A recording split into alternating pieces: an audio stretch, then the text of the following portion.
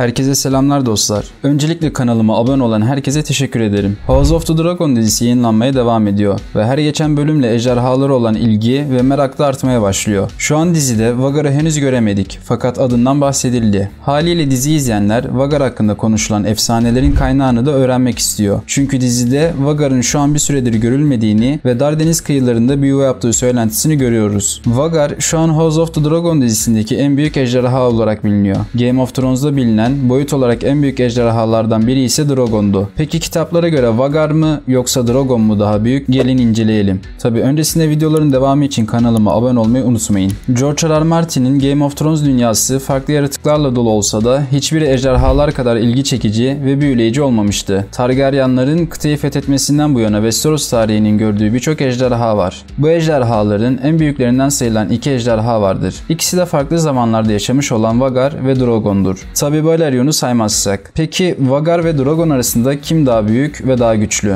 Vhagar en güçlü ejderha olmasa da tarihteki diğer ejderhalar kadar korkunç olmasını gösteren şey büyüklüğüydü. Öte yandan Drogon'un hızı dışında Vhagar'a göre herhangi bir avantajı yok. Yine de Drogon Vhagar'a göre ne kadar hızlı olursa olsun Vhagar'ın çok daha güçlü olduğunu söyleyebiliriz. Fakat bu savaşa biraz daha ayrıntılı olarak bakmak istiyorum. George R. R. Martin'in farklı kitaplarındaki ejderhaları söz konusu olduğunda tam olarak bir ölçüm kullanmadığı için ne kadar büyük oldukları konusunda çok net değildi. Yine de özellikle dizideki tasvirlerine baktığımızda bazı ejderhalarının oldukça büyük olduğunu biliyoruz. Bu nedenle Vhagar ve Drogon'un ne kadar büyük olduğunu bilmek için biraz daha derine inmemiz lazım. Vhagar, Aegon'un Westeros'u fethetmesinden 50 yıldan fazla bir süre önce doğdu. Bu ejderha, Aegon tüm kıtayı tek bir Targaryen bayrağı altında fethetmek için Westeros'a getirdikleri 3 orijinal ejderhadan biriydi. Tabi ilk geldiği zaman Vhagar 3 ejderhanın en küçüğüydü. Ama sonunda hem Balerion hem de Meraxes'ten daha uzun yaşadı ve onlardan daha küçük olmasına rağmen zamanla Meraxes'ten daha büyük bir boyuta ulaştı.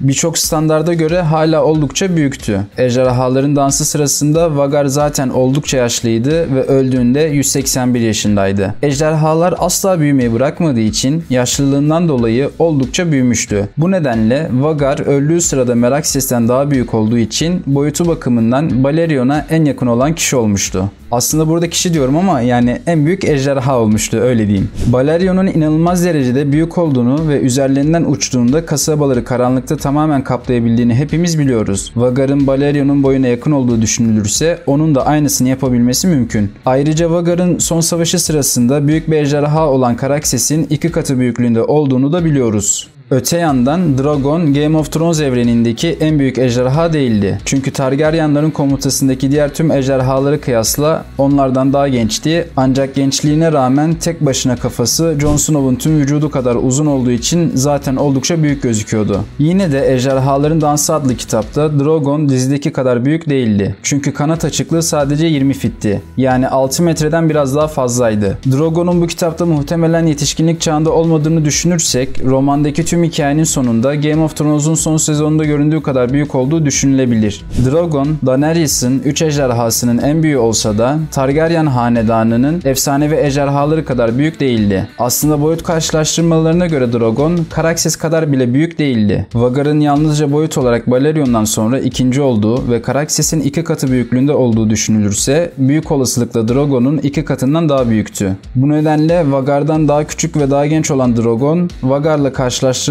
kadar küçük. Bu nedenle tam bir rekabet yaptıramıyoruz zaten. Vhagar, Aegon'un egemenliğine girerken Westeros krallarını Targaryenların önünde diz çökmeye zorlayan 3 ejderhadan biriydi. Bu nedenle bu ejderha ölümü sırasında hem ordulara hem de ejderhalara karşı sayısız savaşın gazisiydi. Ejderhaların dansı zamanında Vhagar'dan daha büyük ve fiziksel olarak daha güçlü olan başka bir ejderha yoktu. Hepimiz Vhagar'ın bir şövalyenin zırhını eritebilecek ve onu içeride pişirebilecek alevlere sahip olduğunu biliyoruz. Ayrıca büyüklüğü nedeniyle bir atı kolaylıkla yutabilirdi. Tabii ki Ejderhaların Dansı zamanında Vhagar ejderhaların tartışmasız alfasıydı. Yine de Daemon, Caraxes'e binerek Aemon tarafından bilinen Vhagar'a meydan okudu. Caraxes, Vhagar'a yaptığı meydan okumada kendini kanıtladı. Hızı ve gaddarlığıyla yaşlı ejderhanın büyüklüğüne ve gücüne karşı koymayı başardı. Bu nedenle Caraxes ve Vhagar berabere kaldı ancak yaraları nedeniyle ölmeden önce kendini kıyıya sürüklediği için savaştan canlı çıkan Caraxes oldu. Bu Vhagar'ın çoğu ejderhadan Vagar'dan daha büyük ve daha güçlü olmasına rağmen Balerion'un en iyi döneminde olduğu kadar güçlü olmadığı anlamına geliyor.